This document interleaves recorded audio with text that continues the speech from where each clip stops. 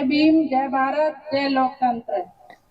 आज हम यहाँ भीमराव अम्बेडकर जयंती पर सभी एकत्रित हुए हैं। मैं भीमराव अम्बेडकर जयंती पर कुछ बोलना चाहती हूँ, इसलिए कोई गलती हो तो माफ करना।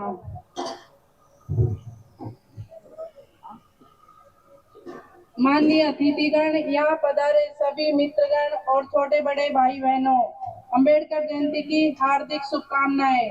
आज अम्बेडकर जयंती के उपलक्ष्य में हम सब यहाँ एकत्रित हुए हैं। आप लोगों ने मुझे भारत रत्न भीमराव अम्बेडकर जयंती महान विभूति पर अपने विचार व्यक्त करने का मौका दिया, इसलिए आपका तहे दिल से धन्यवाद करती हूँ।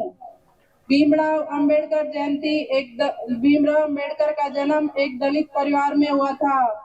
वो जन्म से ही दलित परिवार में पैदा हुए थे, इसलिए उन्होंने बहुत यातनाएं भोगी। भीमराव अम्बेडकर भेदभावपूर्ण व्यवहार सहना पड़ा। दलित होने के कारण उनके कैरियर में आगे बढ़ने के लिए उन्हें बहुत संघर्ष करना पड़ा। वे स्कूल में जाते थे, तब भी उनको सबसे पीछे बिठाया जाता था और वो ही दलित परिवार में वही स्कूल में अकेले पढ़ते थे। ब्राह्मणों के बच्चों से उन्हें दूर रखा जाता था। पानी और पीने के लिए उन्हें इजाजत नहीं थी। पानी पीने के लिए उन्हें चपरासी से अनुमति लेकर पानी पिलाया जाता था। इस तरह भीमराव अम्बेडकर ने अपने जीवन में बहुत संघर्ष किया। भीमराव अम्बेडकर एक महान देशभक्त, न्याय के पुजारी और शिक्षाविद थे।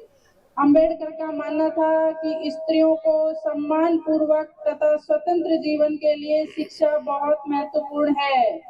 सामाजिक न्याय के लिए महिला सशक्तिकरण का होना जरूरी है, तभी समाज में महिलाओं का उत्थान होगा। नारी राष्ट्र की निर्माता है, हर नागरिक उसकी गोद में पलकर बड़ा होता है।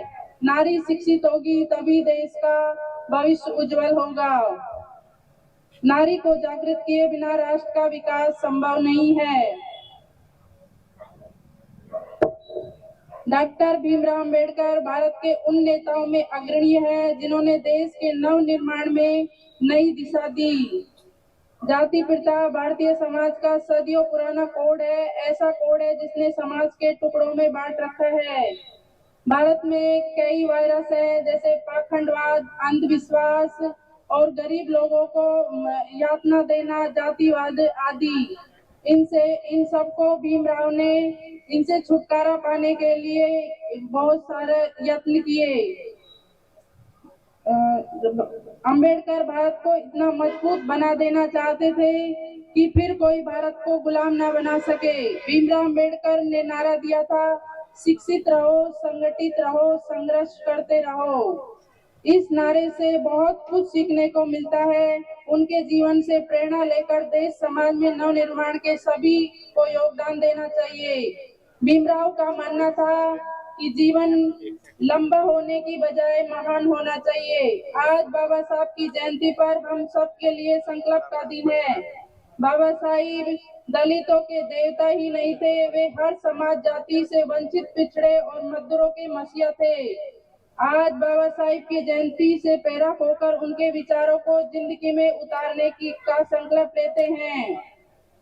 बाबा साहिब के जन्मदिन पर मैं कुछ पंक्तियां बोलना चाहती हूँ। पानी से नहाते हैं वो लिबास बदलते हैं, पसीने से नहाते हैं वो इतिहास बदलते हैं। जीवन भर जाति के नाम पर सह अपमान, भीमराव अम्बेडकर ने अपना इतिहास रच डाला। भीमराव अम्बेडकर जीवन भर जाति के नाम पर सह अपमान, फिर भी रच डाला देश का संविधान। पूरी दुनिया के लिए पथ प्रदर्शक बाबा साहब को मैं कोटि कोटि प्रणाम करती हूँ। इस बाबा साहब अम्बेडकर की जयंती पर बस मैं इतना ही बोलकर अपनी वाणी को विराम देती हूँ। जय भारत, जय भीम, जय लोकतंत्र।